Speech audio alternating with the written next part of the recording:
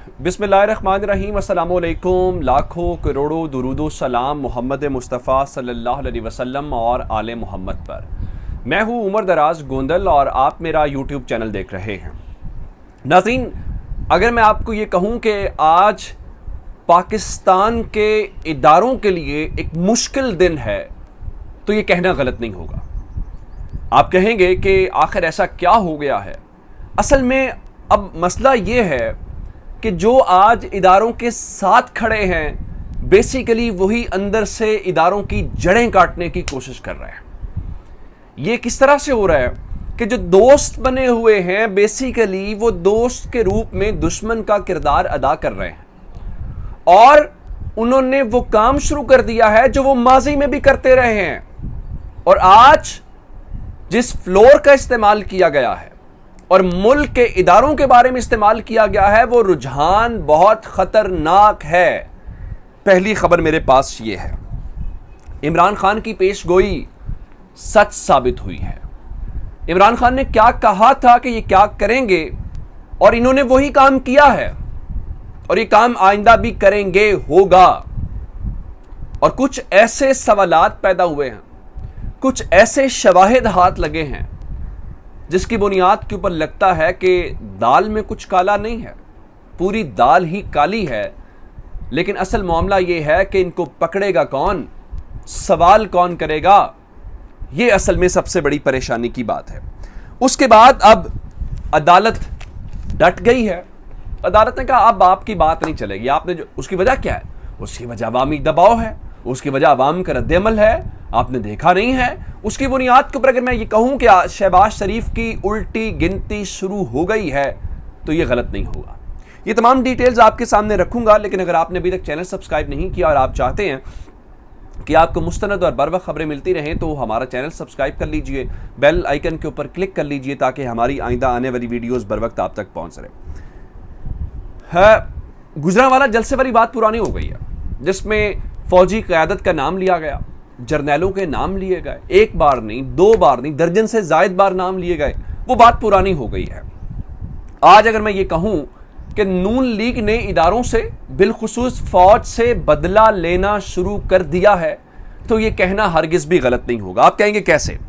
असल में उन्हें जो गुस्सा है वो 2018 में इक्तदार से महरूम होने का है और शायद इक्तदार में महरूम होना छोटी बात थी। वो तसव्वुर नहीं कर सकते थे कि कोई उनको इस मुल्क के अंदर जेल में डाल सकता है। मरियम बीबी भी जेल के अंदर गई, शहबाज शरीफ भी जेल के अंदर गए, हमजा को भी जेल देखनी पड़ी, नवाज शरीफ को।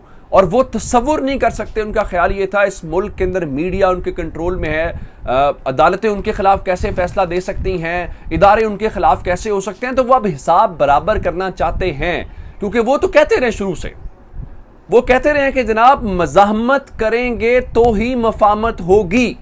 उसका वो अमली मुजाहरा आज किस तरह उन्होंने किया है। अच्छा, अब इक्तदार में आके वो सारा कुछ कर रहे हैं। और एक और स्ट्रेटेजी, कभी कभी जब आप किसी शख्स को नुकसान पहुंचाना चाहते हैं तो आप उसके दोस्त बनते हैं। आपका रवैया उसके साथ बिल्कुल भाइयों जैसा होता है, आपके लहजे में मिठास होती है क्योंकि आप जो दोस्त बन के उसको नुकसान पहुंचा सकते हैं शायद आप उसका दुश्मन बन के नुकसान नहीं पहुंचा सकते। और ये काम नून लीग अमली तौर पे कर रही है। अब कल इमरान खान ने एबटाबाद के अंदर तकरीर की, उसमें उन्होंने मीर जाफर की और सिराजुद्दौला की मिसाल दी।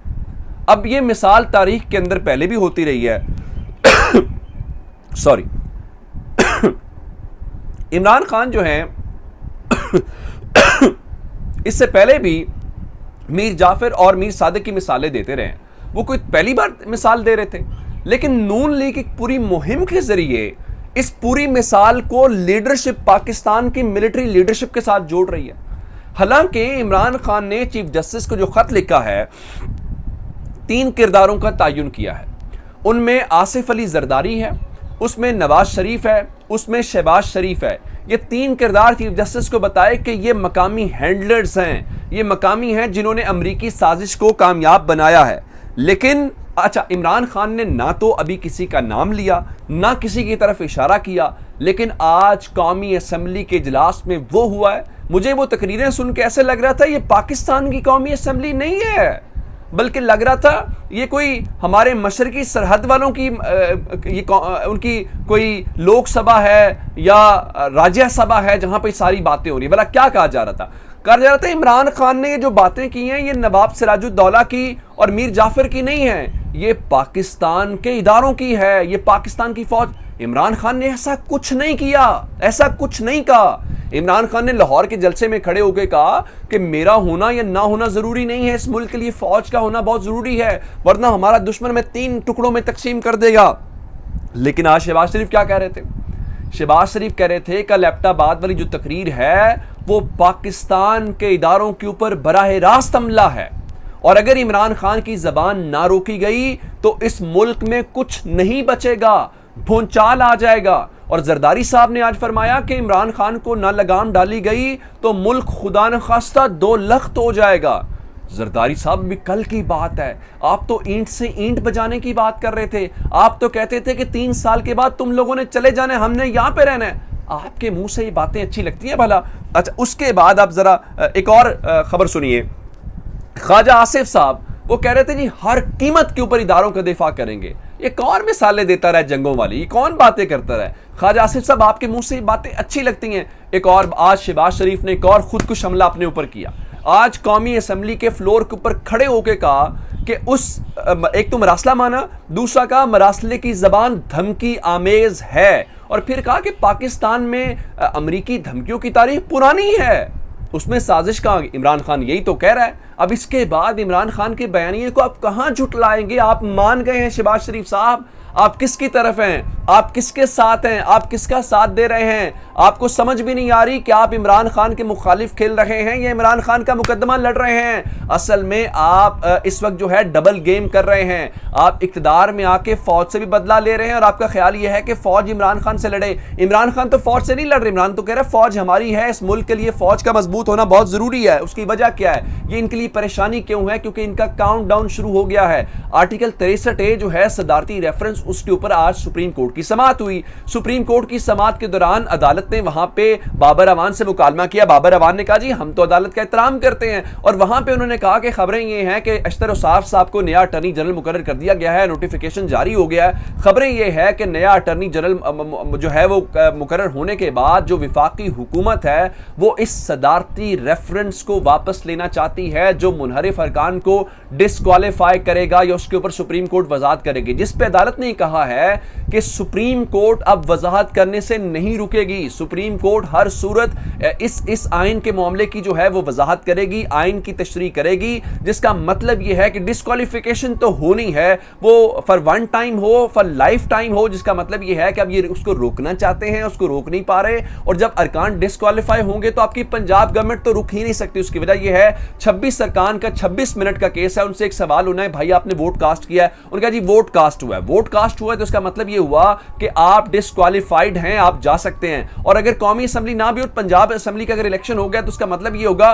कि मुल्क के अंदर ओवरऑल इलेक्शन जो है वो होगा। तो इसलिए अब अदालत के ऊपर भी जाहिर बात है अवामी रद्देमल है, अवामी दबाव है कि अगर आप बाकी केसेस को रात को समाप्त कर रहे हैं, शहबाज शरीफ के बेटे हमजा शहबाज का हल्फ अगर उठाने में आपकी इतनी जल्दी है तो 63A की क्यों ना करें। फिर डॉक्टर रिजवान का मारा जाना, इमरान खान पेशगोई करते थे कि इस मुल्क के अंदर अफसरान को ये माफिया की तरह ट्रीट करते हैं, इस मुल्क के अंदर किसी की जुर्रत नहीं होती इनके खिलाफ केसेस की उसकी इन्वेस्टिगेशन करने की, जो करता है उसको इबरत का निशाना बना दिया जाता है। डॉक्टर शहबाज गिल ने ट्वीट किया कि ये डॉक्टर रिजवान जो हार्ट अटैक से नहीं मारे, उनको मारा गया है। ये शहबाज गिल का मौक़िफ़ है, आप उनके ट्विटर हैंडल के ऊपर जाके देख लें। फिर हमारे नई मशहूर बट्स ARY वाले रिपोर्टर वो तो कह रहे हैं उनके ऊपर दबाव था, बहुत ज़्यादा दबाव था। और फिर जो उनकी चैट सामने आई अपने दोस्तों के साथ जिसमें वो कह रहे हैं कि मेरे बेटे को अफसोस का मैसेज भेज देना, मैं नंबर शेयर कर दूंगा। इसका मतलब ये है कि चूंकि वो शहबाज शरीफ के मनी लॉन्ड्रिंग के उन केसेस का जिसका इमरान खान बार बार तस्करा करते हैं, उस ऑफिसर ने जुर्रत की, लेकिन आज वो ऑफिसर इस दुनिया के अंदर नहीं है। ये है इस मुल्क का अलमिया